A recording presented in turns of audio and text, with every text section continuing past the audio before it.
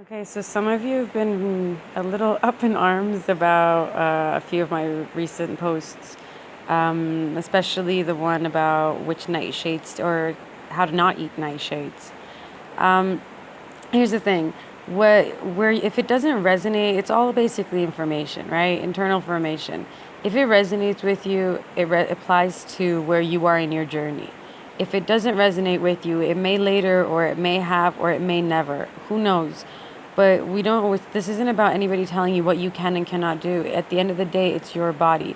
If you choose to eat carcass, you eat carcass. If you choose to only eat herbs, you eat herbs. Like, it's all about your body and where it's at. The other thing to think about is that, for example, like that post resonates with a lot of people who are fruitarians. They're eating raw, they're eating mainly fruits. So that may resonate. Me, for example, those of you that know me, I love my onions. I love my red onions, and it's hard emotionally being attached to them to actually learn to let go. But at the end of the day, it's about when it resonates with you, use the information and allow it to kind of catapult you in the direction that you do want to go in. It's about what you want to achieve with your body and with your diet. Some people want to see how far they can push in and become superhumans and become godlike. This is where we used to be. Other people are even more satisfied just being where they are and eating foods that makes them feel good, or whatever it may be, wherever you may be. There is no right or wrong. It's all an experience at the end of the day. We're evolving though, so we're helping each other and teaching each other through our own experiences and guiding each other in different directions with information. What you choose to do with that information is up to you. I do want to touch base on something though. It's not a race, and it's not like breatharianism is the end goal for everybody. It might be for some people, it might not, but it's it's wherever you want to be within that evolutionary phase of your life when it comes to food and health and whatnot. Breatharianism, I do want to touch base on this. Our bodies are technically fractals, perfect fractals of the earth, self-sufficient, self-healing, self-sustainable. Like, these are, let me stay on track. I just saw a hummingbird and, squirrel. Let me see. Shoot, what was I going to say? So yeah, breatharianism and how it functions.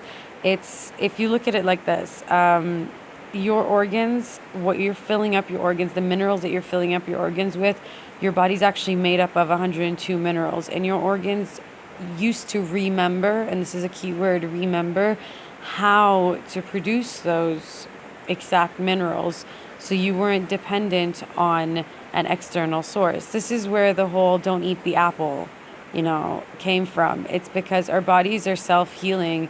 And I'll give you an example. I have a really good friend who just realized about a year ago that, coconut oil can be used externally, topically, as well as for cooking.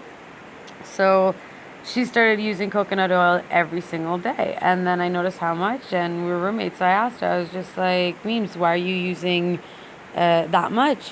She said, well, I'm listening to my body, and my body needs it. As soon as I don't use it, it dries up.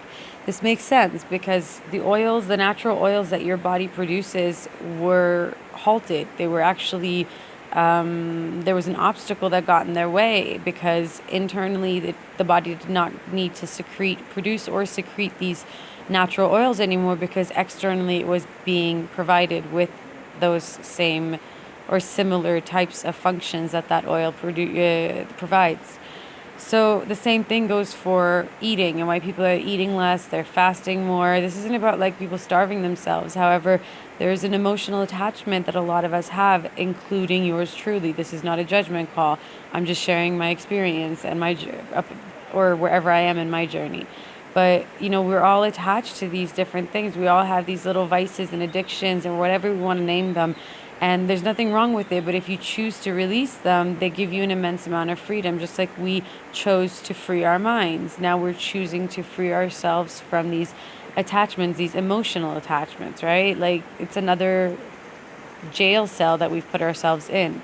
And again, if it resonates with you to eat nightshades, going back to that topic, go ahead. But that topic is a fractal of the same thing that I'm talking about.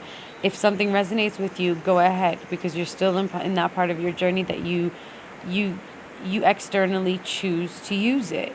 And then eventually, when you don't need it anymore, I hope the information that was presented can be of use. But it doesn't mean that one way is right or one way is wrong.